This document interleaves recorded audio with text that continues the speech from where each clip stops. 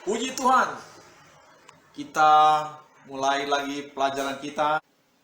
Kita belajar firman Tuhan dari Yohanes 20 ayat 1 sampai 31. Ayat 1. Pada hari pertama minggu itu, pagi-pagi benar, ketika hari masih gelap, pergilah Maria Magdalena ke kubur itu, dan ia melihat bahwa batu telah diambil dari kubur. Ayat 2, ia berlari-lari mendapatkan Simon Petrus dan murid yang lain yang dikasihi Yesus dan berkata kepada mereka, Tuhan telah diambil orang dari kuburnya dan kami tidak tahu di mana ia diletakkan. Jadi ketika ia melihat itu, dia langsung pergi memanggil Simon Petrus dan murid yang lain yang dikasihi Yesus, yaitu Yohanes. Ya, Rasul Yohanes adalah murid yang dikasihi Yesus. Dan berkata bahwa Tuhan Yesus telah diambil orang. Ayat 3, maka berangkatlah Petrus dan murid yang lain itu ke kuburnya. Jadi Petrus dan Yohanes pergi ke kubur. Ayat 4, keduanya berlari bersama-sama, tetapi murid yang lain itu berlari lebih cepat daripada Petrus, sehingga lebih dahulu sampai di kubur. Ya, yang nulis Injil Yohanes ini Yohanes sendiri. Jadi dia berkata dia lebih cepat berlari dari Petrus. Ya, bisa aja karena dia lebih muda dari Petrus. Ayat 5, ia menjenguk ke dalam dan melihat kain kafan terletak di tanah, akan tetapi ia tidak masuk ke dalam. Dia hanya lihat mungkin dari pintu itu, dia lihat, tapi dia tidak masuk. Ayat 6, maka datanglah Simon Petrus juga menyusul dia dan masuk ke dalam kubur itu. Ia melihat kain kafan terletak di tanah. Jadi kalau Simon Petrus ini langsung, tidak ada biasa, dia sudah biasa spontanitas. Jadi dia tidak lihat apa yang bagaimana keadaan dulu, langsung masuk saja. Begitu Petrus. Ayat 7, sedang kain peluh yang tadinya ada di kepala Yesus tidak terletak dekat kain kafan itu, tetapi agak di samping di tempat yang lain dan sudah tergulung. Ayat 8, maka masuklah juga murid yang lain yang lebih dahulu sampai di kubur itu dan ia melihatnya dan percaya. Yohanes tadi masuk lagi dan melihat dan percaya. Ayat 9, sebab selama itu mereka belum mengerti isi kitab suci yang mengatakan bahwa ia harus bangkit dari antara orang mati. Ya, artinya pengajaran tentang dia akan bangkit kembali itu mereka masih belum mengerti sampai saat itu. Ayat 10, lalu pulanglah kedua murid itu ke rumah. Memang ini belum pernah kejadian, jadi sehingga mereka tidak mengerti apa yang dikatakan Yesus dalam pengajarannya sebelumnya.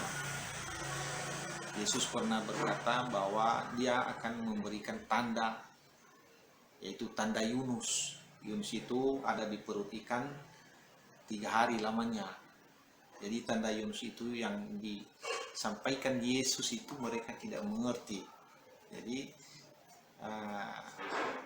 inilah maksudnya sebenarnya, artinya ketika dia mati hanya 3 hari kemudian dia akan bangkit kembali. Ayat 11, tetapi Maria berdiri dekat kubur itu dan menangis. Sambil menangis ia menjenguk ke dalam kubur itu. Ya, Maria masuk ke dalam kubur dan menangis. Dan tampaklah olehnya 2 orang malaikat berpakaian putih, yang seorang duduk di sebelah kepala dan yang lain di sebelah kaki di tempat mayat Yesus berbaring. Jadi Maria ini melihat ada 2 orang malaikat. Ayat 13, kata malaikat-malaikat itu kepadanya, "Ibu, mengapa engkau menangis?" Jawab Maria kepada mereka, "Tuhanku telah diambil orang dan aku tidak tahu di mana ia diletakkan." Apa yang membuat Maria ini mengetahui bahwa orang itu adalah malaikat? Berarti malaikat ini sebenarnya tidak ada sayapnya ini. Makanya dia bicara biasa saja. Dia seperti bicara kepada manusia biasa. Kalau malaikat-malaikat ini ada sayapnya, pasti dia terkejut.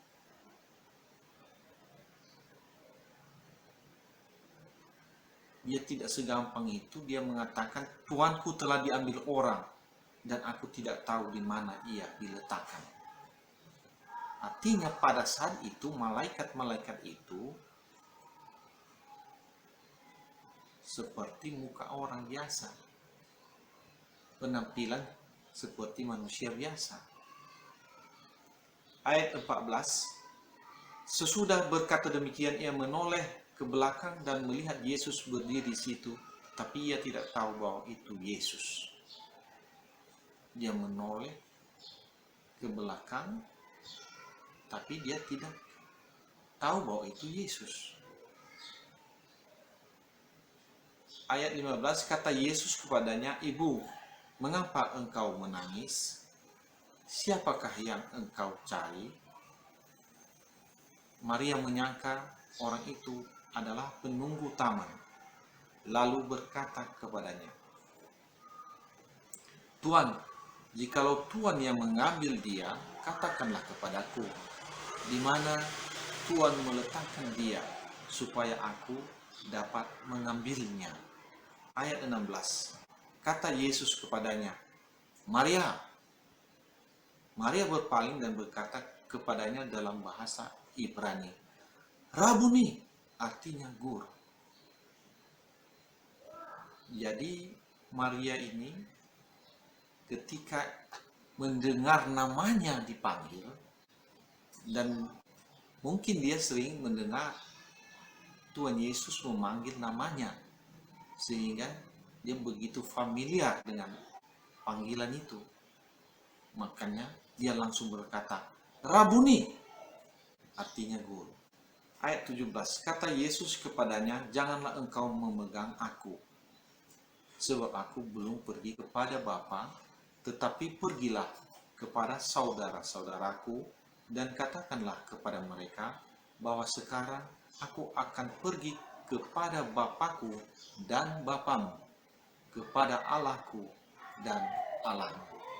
Jadi di sini kita bisa melihat Yesus benar-benar mengatakan bahwa Bapaknya adalah Bapa kita, Bapa dari murid-muridnya, kepada Allahku dan Allahmu. Jadi Allahku, Allahnya Yesus, dan Allahmu, Allahnya kita, sama. Ayat 18, Maria Magdalena pergi dan berkata kepada murid-murid, "Aku telah melihat Tuhan," dan juga bahwa dia yang mengatakan hal-hal itu kepadanya. Hal ini juga kita bisa lihat dari Matius 28 ayat 1, dikatakan, setelah hari Sabat lewat menjelang menyingsingnya fajar, pada hari pertama minggu itu, pergilah Maria Magdalena dan Maria yang lain menengok kubur itu. Maka terjadilah gempa bumi yang hebat, sebab seorang malaikat Tuhan turun dari langit dan datang ke batu itu dan menggulingkannya, lalu duduk di atasnya.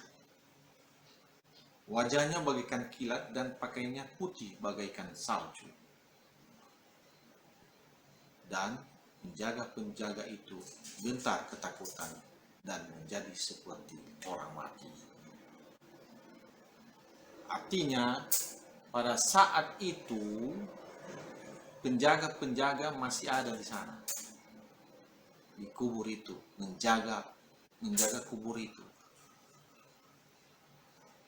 Namun karena malaikat yang datang, mereka gentar, ketakutan, menjadi seperti orang mati.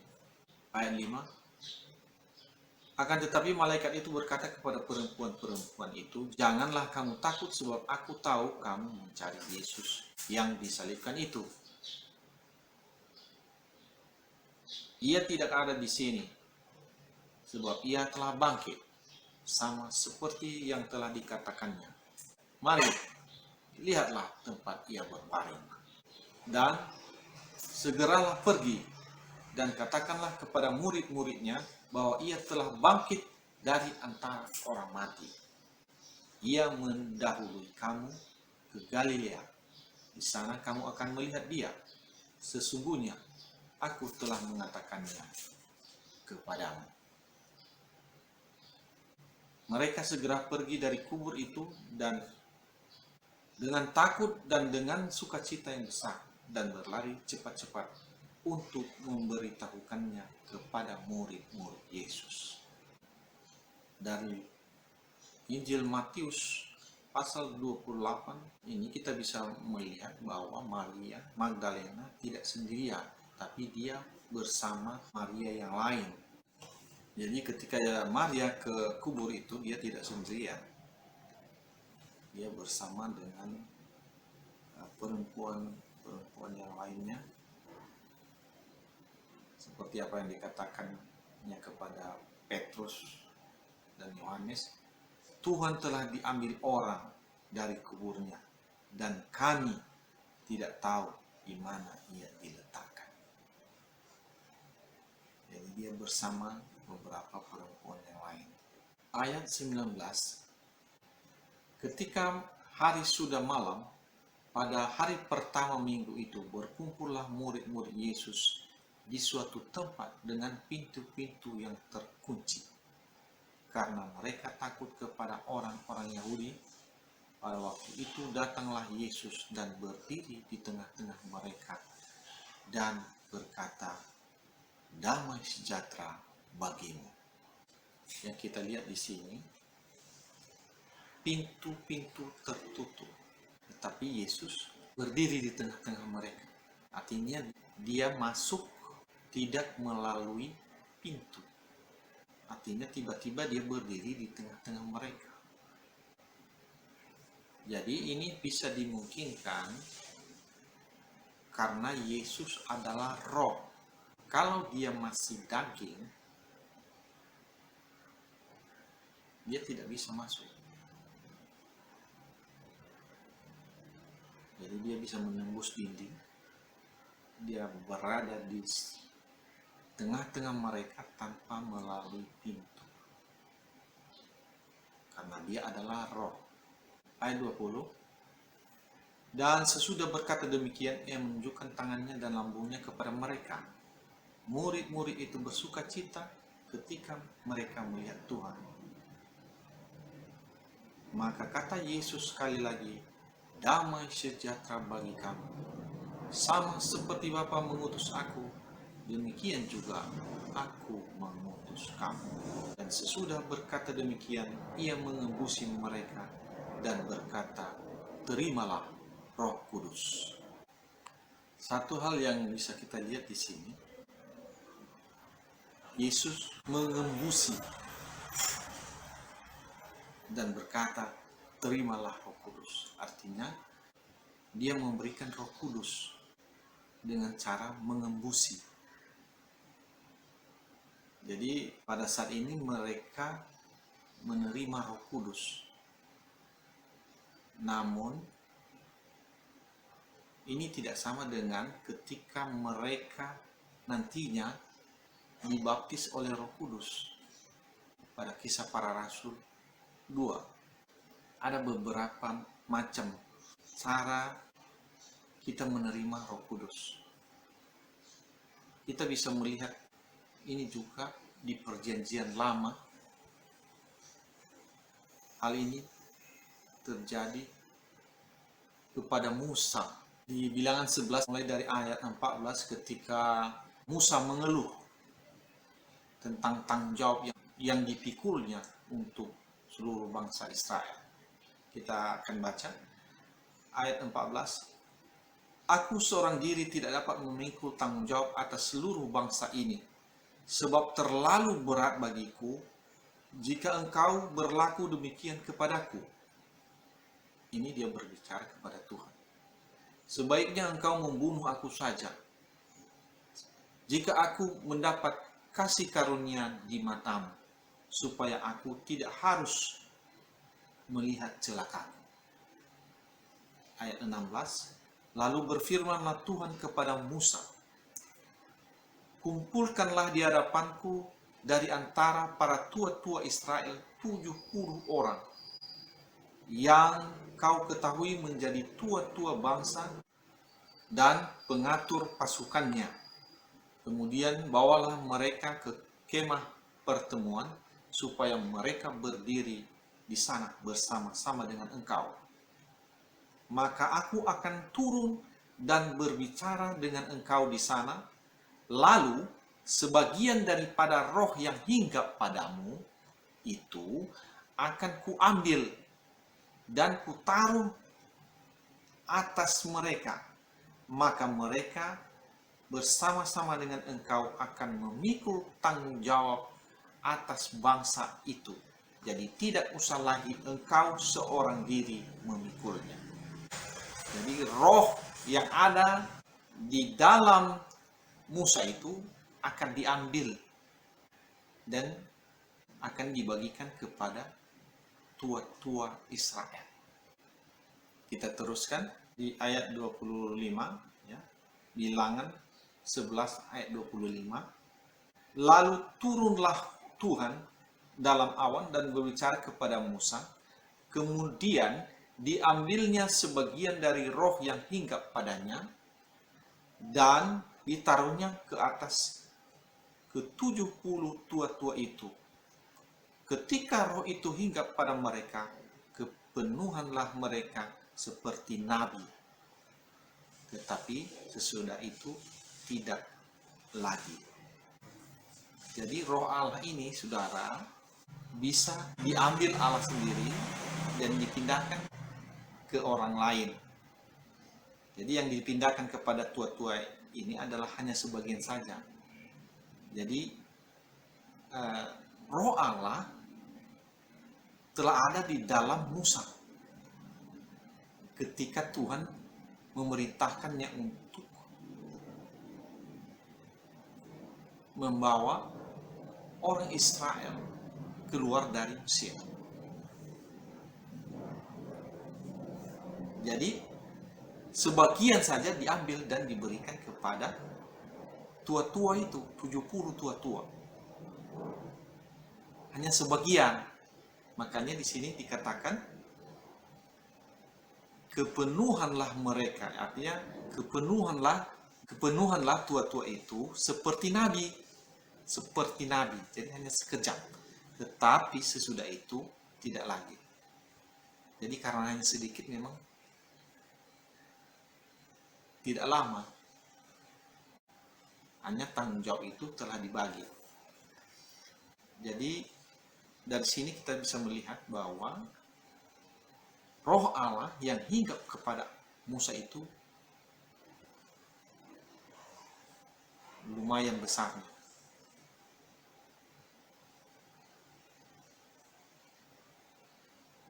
Jadi sama seperti Yesus menghembusi murid-muridnya. Jadi itu hanya hinggap sebentar saja. Berbeda dengan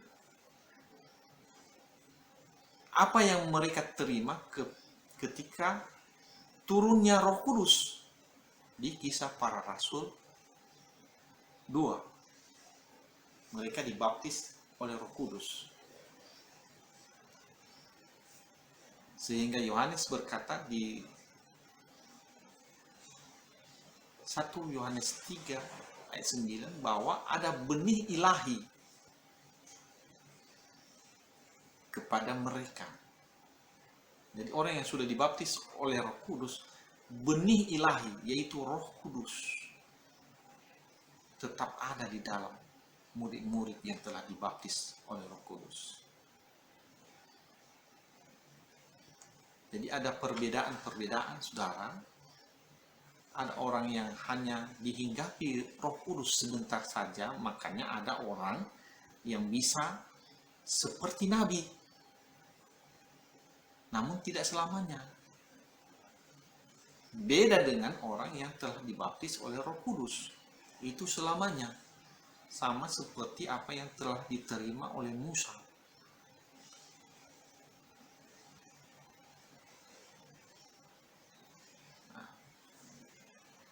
Jadi apa yang diterima oleh murid-murid Yesus ketika mereka dibaptis oleh Roh Kudus, itu merupakan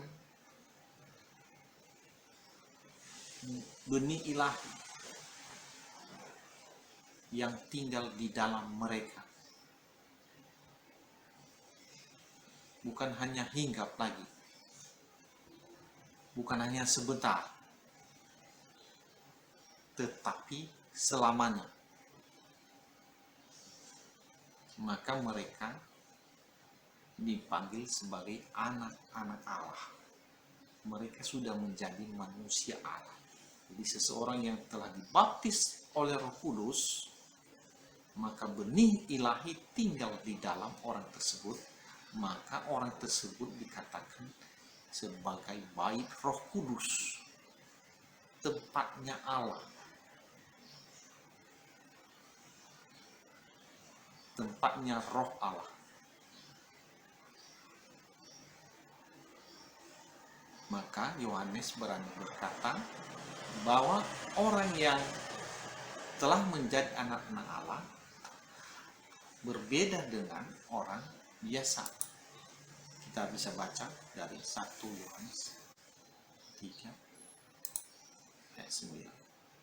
Setiap orang yang lahir dari Allah tidak berbuat dosa lagi, sebab benih ilahi tetap ada di dalam dia, dan ia tidak dapat berbuat dosa karena ia lahir dari Allah. Jadi ada perbedaan antara Musa dan Yesus.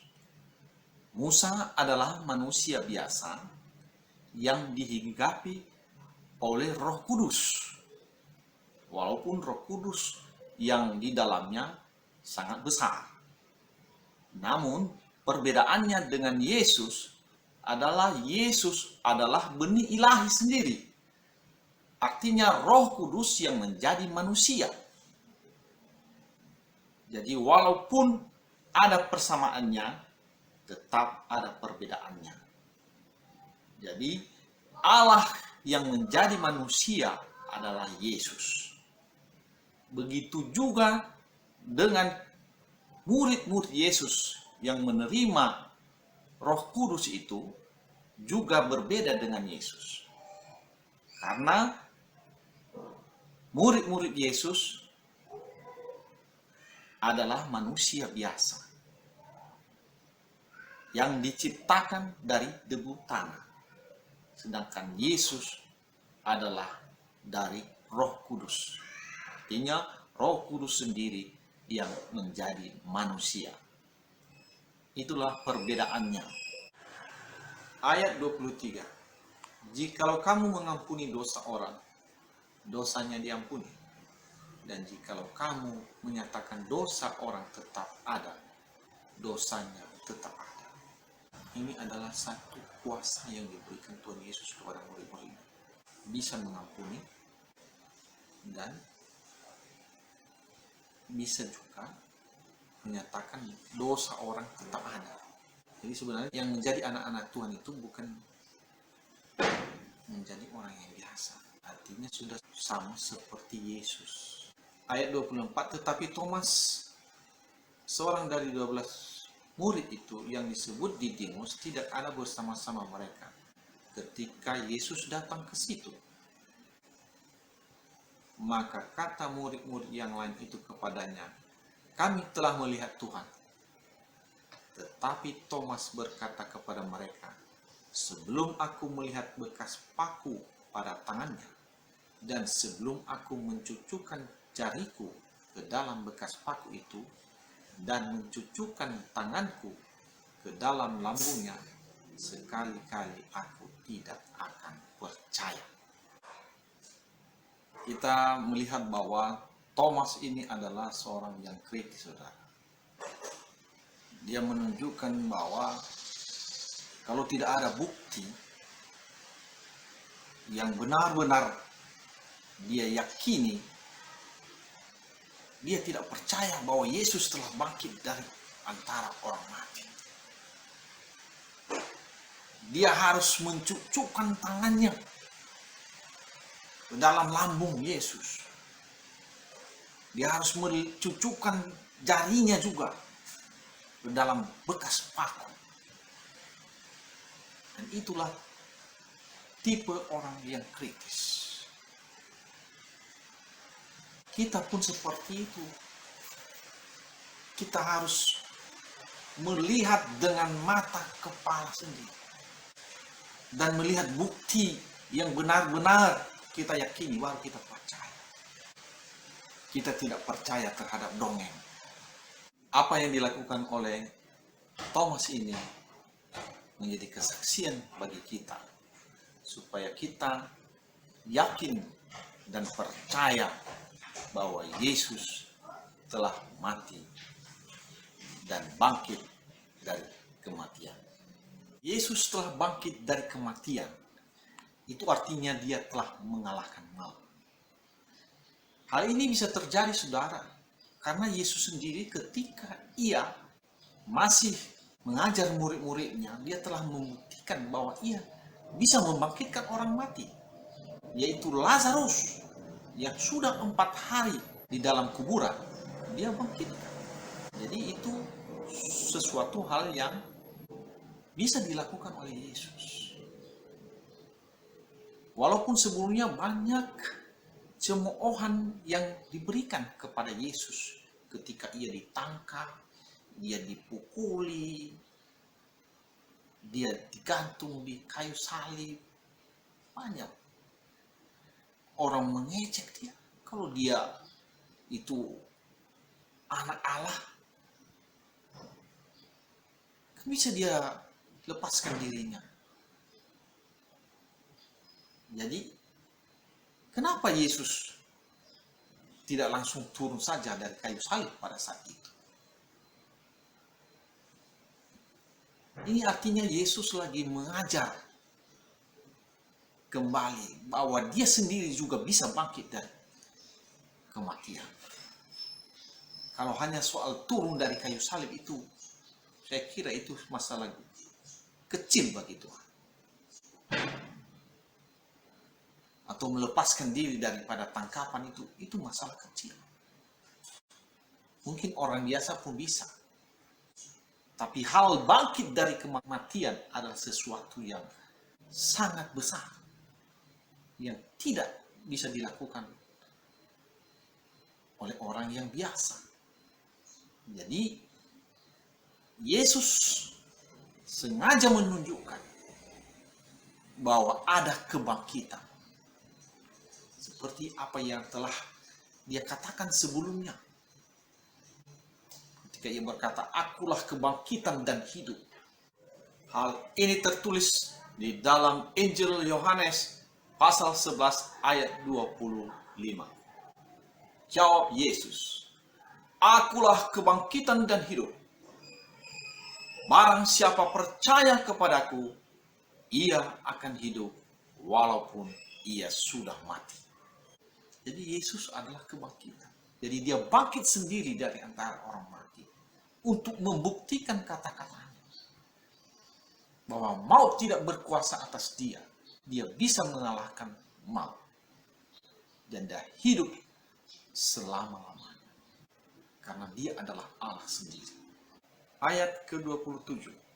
Kemudian ia berkata kepada Thomas, "Taruhlah jarimu di sini dan lihatlah tanganku, ulurkanlah tanganmu dan cucukkan ke dalam lambungku, dan jangan engkau tidak percaya lagi, melainkan percayalah." Jadi Tuhan Yesus memberikan pelajaran kepada Thomas bahwa dia benar-benar bangkit dari antara orang mati. Ulurkanlah tanganmu dan cucukkanlah ke dalam lambungku. Taruhlah jarimu di sini dan lihatlah tanganku. Artinya, Yesus memberikan bukti kepada Thomas supaya Thomas percaya. Dengan bukti yang ada ini juga, kita dapat memperkirakan bahwa Yesus yang naik ke sorga ini memiliki tanda-tanda di mana tangannya ada lubang paku dan lambungnya juga ada bekas tikaman. Jadi apabila Yesus datang kedua kalinya, dia memiliki tanda itu. Karena ketika dia naik ke sorga, para malaikat yang ada pada saat itu mengatakan bahwa dia akan kembali ke bumi, sama seperti ketika ia naik ke sorga. Kita akan lihat dari Kisah Para Rasul 1 ayat 9 sampai 11. Sesudah ia mengatakan demikian, terangkatlah ia, disaksikan oleh mereka, dan awan menutupnya dari pandangan mereka. Ketika mereka sedang menatap ke langit, waktu ia naik itu, tiba-tiba berdirilah dua orang yang berpakaian putih dekat mereka dan berkata kepada mereka, "Hai orang-orang Galilea, mengapakah kamu berdiri melihat ke langit? Yesus ini yang terangkat ke sorga, meninggalkan kamu, akan datang kembali dengan cara yang sama seperti kamu melihat dia naik ke sorga." Artinya dengan cara yang sama, Yesus akan datang kembali. Dengan tubuh yang sama, Yesus akan datang kembali. Tubuh Yesus yang sama itu sekarang ada di sorga. Dan dia akan kembali seperti cara dia terangkat ke sorga.